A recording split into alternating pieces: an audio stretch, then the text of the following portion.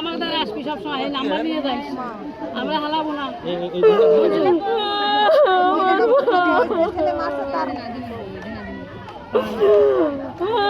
আমার আর কেউ ডাকবে না বাবা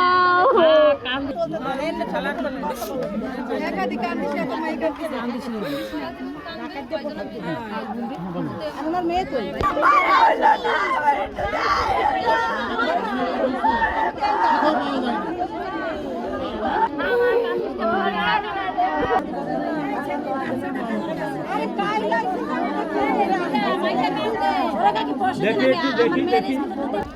ছেলে প্রথমে শুনছি যে আমরা ওই যে আমাগো বাসায় পুতো বলে ওই যে মরিচ বাটের সেই দিয়ে মাথা পাশাই মারছে, তারপরে লাঠি দিয়ে তার আঘাত করা হয়েছে। পরে পাশে লোকজন তারে টিন খুলে তারপরে তারে করছে, খোলার আগে তারে মারি ফেলাই দিয়েছে।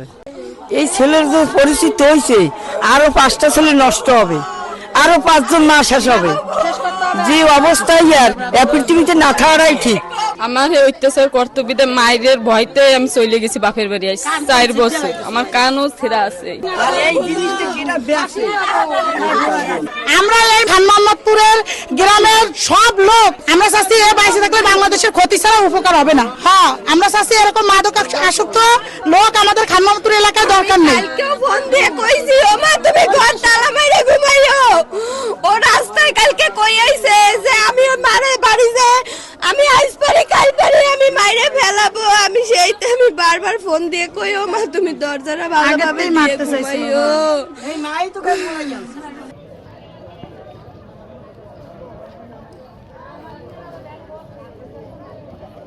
বলে